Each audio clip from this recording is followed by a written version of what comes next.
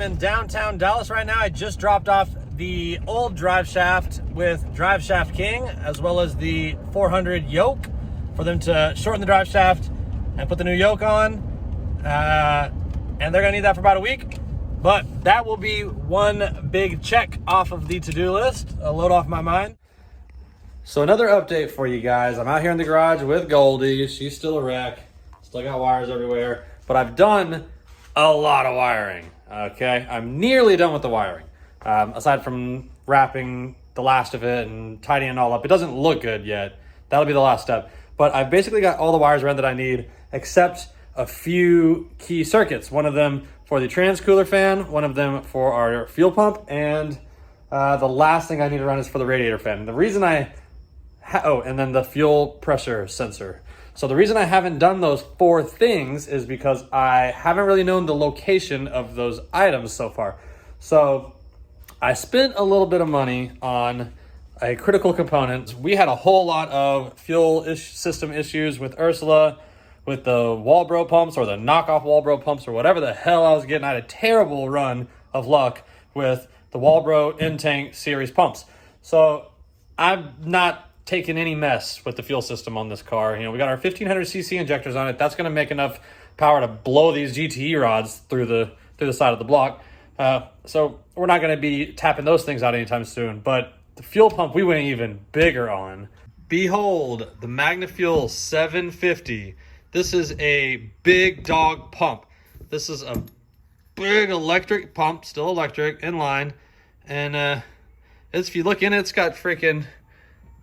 it's got gears in it, just big old dual gear drive. And this thing is supposed to be good for, over 1,000 horsepower on E85. They say it should be good up to 2,000 horsepower. I don't know what the math is that they use to come to that conclusion. But anyway, this was expensive. This is a big pump. I'm pretty excited about this. Also up here, we got 2 fuel filters. These are just 30 micron, just cheapo filters. 1 pre-pump, 1 post-pump to keep our injectors safe in case anything, God forbid, should happen to the magnafuel. And then this is the fuel pressure regulator that was already in the Z. I have some concerns whether this is going to be able to return enough fuel for this big bastard to be going full kill. I don't really know. We'll have to see. The return on this is a -6. And it's just a little tiny hole in there. Like, we might be over pressurizing this. So that'll be something we have to keep an eye on when we start priming stuff up. But right now I need to get the pump and the regulator at least, but I really need to find these at home too. I need to get all this stuff installed in the car so I know where to run my wires to the pump and where to run my wires for the fuel sensor. But that's not all. I also spent a pretty decent little chunk of change, even more than I did on the pump. On this sweet unit. So check this bad boy out. We got a digital dash to throw up there in the Z because none of our gauges are going to be working that were in the Z previously. So I kind of had to spring for this so I can have a tack. It's got GPS, so I'll have mile an hour. And then I'll pretty much use it for the essentials like coolant temp and fuel pressure. And that's probably about it. Now, this did not come without its trials and tribulations. Some scary stuff has been going on the last couple days, and I think I finally got it sorted out, and I'm not really sure how I did that. So just to kind of catch you guys up to speed, I haven't filmed anything in a couple days because I have been tormented with difficulty with the Megasquirt and involving the screen. I wired in the dash and connected with the Megasquirt, and I was talking with my laptop. And then I started screwing with the CAN settings to try to see if I could just get this thing to start working. So when I hooked up the dash and I started messing with these CAN settings, I lost communication with the Megasquirt. My laptop popped up an error message that there was some kind of signal was received from the CAN device, or the signal that was received from the CAN device wasn't what was expected or something like that, and basically shuts off communication. And I did this and that, and I tried all this stuff, powering up. I disconnected the dash, and I still... nothing I would do would let me communicate with the Megasquirt. And I started to get really worried here that I might have just jumped the gun and set up some parameters accidentally that damaged the Megasquirt. So anyway, 2 days go by. I've sent out SOS signals to the forum, Megasquirt forum, to DIY Auto Tune, Tech Assist. I've gotten a couple responses back, but nothing that really helped. So tonight, I'm screwing with it once again. This is my 3rd day now with no communication to the Megasquirt. I'm not getting anything else done around here. I hooked a battery charger up to the car because I don't know really what the state of charge is on the battery. You know, all the electronics have been working okay. My lighting works, and I don't have any sign that the battery's going dead. But of course, this thing hasn't had a running engine in it in forever. So I'm like, okay, well, let me hook the battery charger up, make sure it's fully charged. And then I kind of went through and started messing with settings again, and all of a sudden it started connecting. So anyway, long story short, we're back on track. Tonight, I'm getting these things mounted up. Hopefully, I'll get my trans cooler mounted up. And then this weekend, the goal will be to get all the hoses done. Fuel hoses to the pumps and filters, all the way to the rail, run the pumps, see if our fuel rail is going to leak, because I just know it is. I'm just certain that's going to leak, and that's going to be a huge setback if it does. But we got to get pressure to it to find out, and get my transmission cooler lines ran back to the cooler, and then I'll be putting oil in the engine. And boys, at that point, the car's gonna be ready to start. Oh, one other big thing happened that I gotta tell you about. I went to downtown Dallas to see my boys again, and I got the drive shaft. I need to test fit this and make sure it's gonna fit. We're not gonna have any issues there. The last drive shaft they made for me, I had to go back 2 additional times to get them to get it right. I hope that's not the case with this one, but you know, their drive shafts have been nothing but good whenever I get them installed. So I like these guys for the job. So I'm not mad at them about that, but hopefully this one fits. And then we got drive shaft, drive line. We'll have fluids and everything. We'll have all of our harness hooked up. We'll have gauges and instruments. We got communication with the Megasquirt. And damn it, then from there, I just need to throw the radiator in, coolant hoses, and we'll be ready to start. Ooh, I don't know if I've showed this yet or not. My relay box is installed and mostly wired in. Yeah, anyway, things are getting serious. I got to mount the screen. So really the list is getting pretty short. We're going to be starting this thing up in the next week, I think. And fingers crossed, everything goes awesome. It is October 5th and IFO is November 5th. So it is exactly 1 month away. This thing's got to be ready for IFO. It's just about freaking crunch time. I'm sure you guys all know about riv nuts, but I'll show you in case you don't. These things are so freaking cool.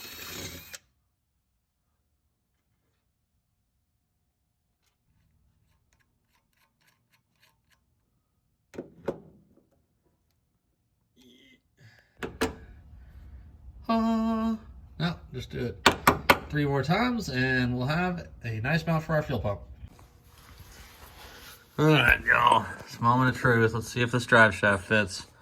I know some of y'all like drama, so I'm gonna post you up right here to watch it go down.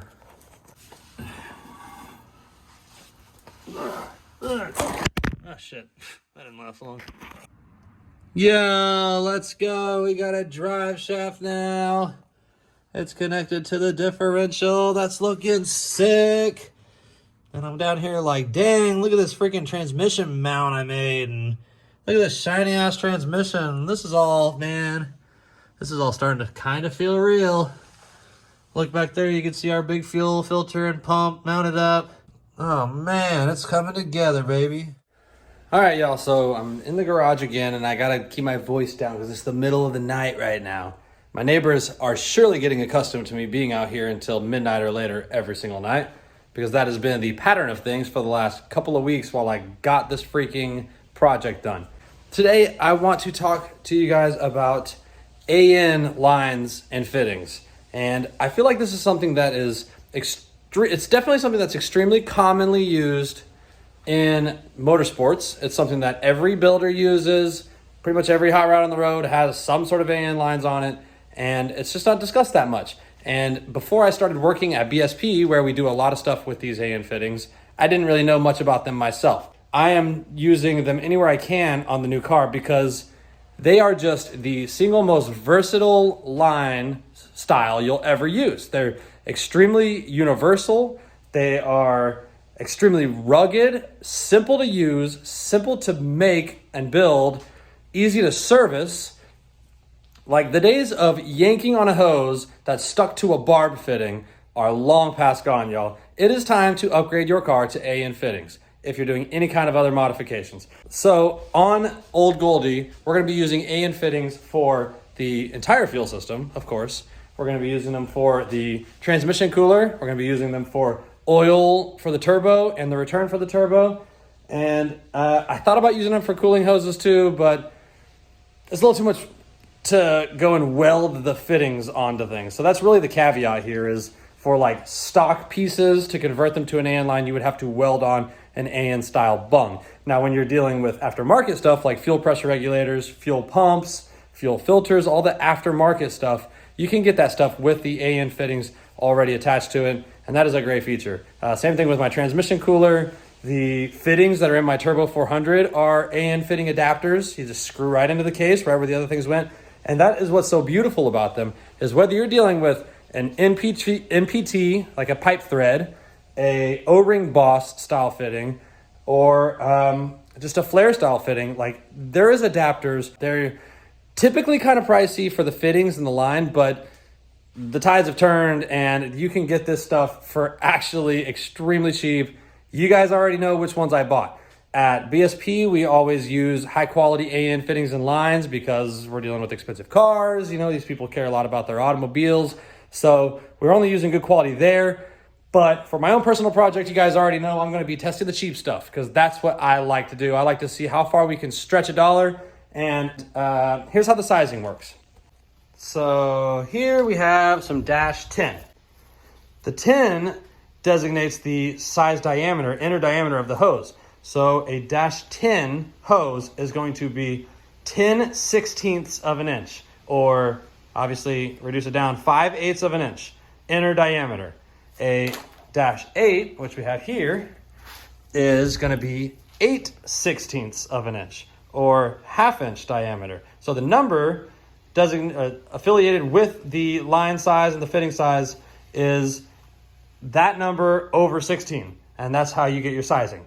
So for my fuel system, I got a little bit of dash 10 that I'm using from the cell to the pump inlet. Then it's going to size down to a dash 8, and we're going to run a dash 8 all the way up to the car. So I've got my dash 8 line already mostly ran. You can see I mounted my fuel pressure regulator down here on the frame, and we've got our dash 8 fittings coming in over here. That's from the pump. This one is also located on the side of the regulator. So this and this will see the same pressure. This one does a little U-turn, goes up, and comes out onto the fuel rail. And I love that I was able to stick it between these runners and just run this 180 fitting so that you don't see really any line at all looking straight down at it. Otherwise, we'd have a line like going over here and it'd be a big mess. So, and that's one of the great things about AN fittings. You can get all different shaped fittings. Like there's so many different angles you can get on the fittings that you can literally put them anywhere. There is several different types of AN fitting style hose that needs to be known. So what I'm using, and actually this is a pretty important detail. See how it's white and thin and plastic looking in the middle? So this is a PTFE line. This is very resistant to pretty much every chemical. If you go with the PTFE line, you have to use special PTFE fittings. So a regular rubber fitting, a regular rubber hose fitting will look something like this, and then it'll have a top that screws down on it like this. You'll stick the rubber hose in, you'll screw this down, and it'll cinch it all together. But if you're using the PTFE like this with the white plastic looking interior, there's a third piece, this little pill or olive, they call it. And this guy's pretty important. This is a one-time use thing.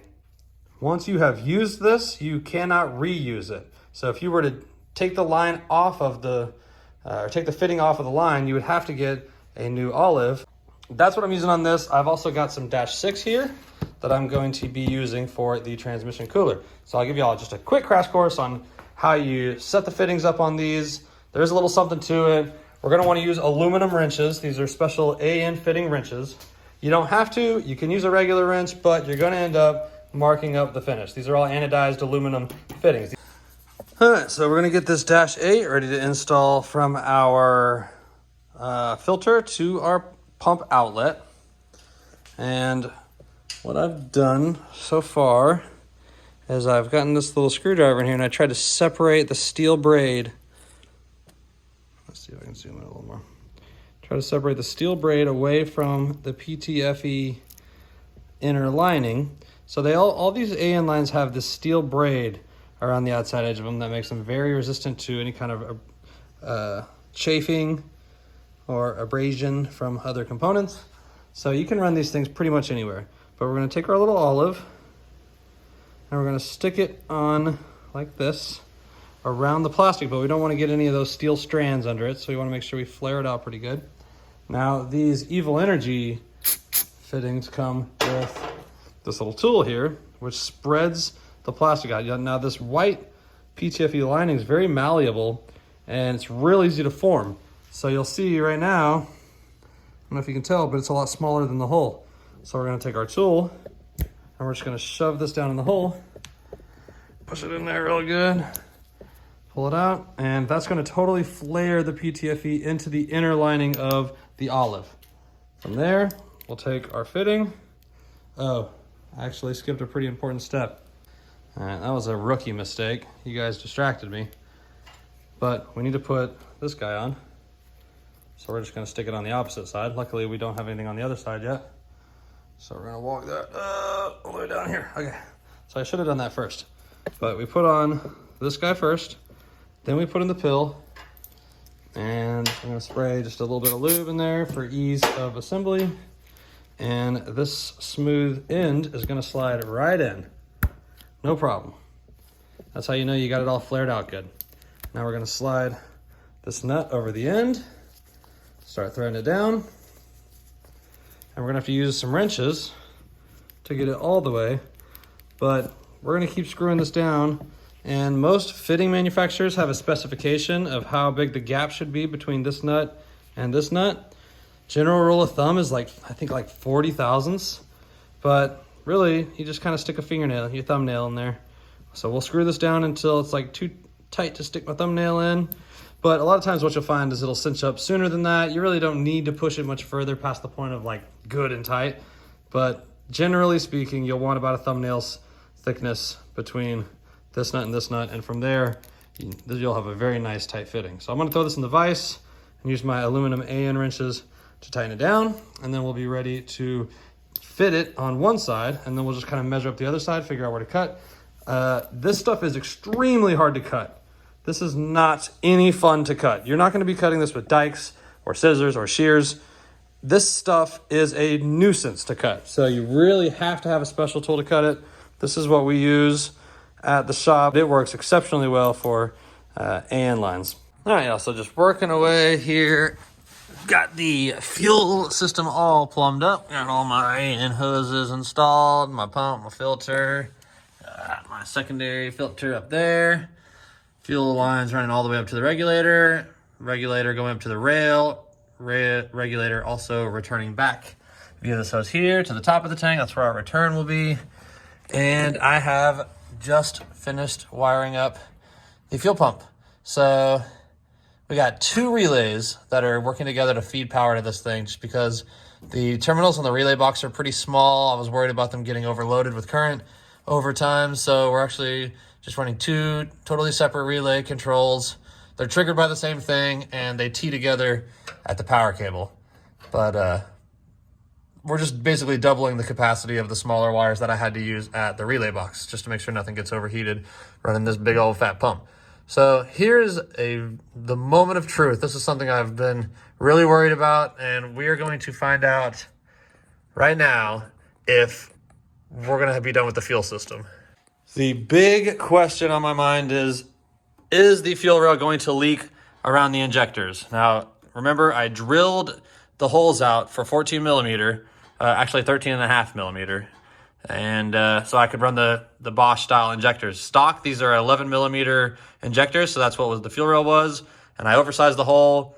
Also, I'm not really certain if our little small regulator is going to return fast enough to keep pressure from getting really high with the pump running. But I'm gonna go ahead and just kick the key on. You guys will be witness to either heartbreak or celebration.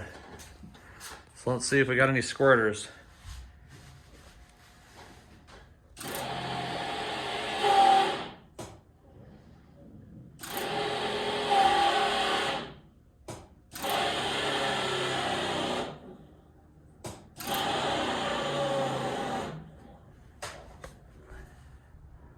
Well, nothing's shooting across the garage, so let's see if we got any drippies.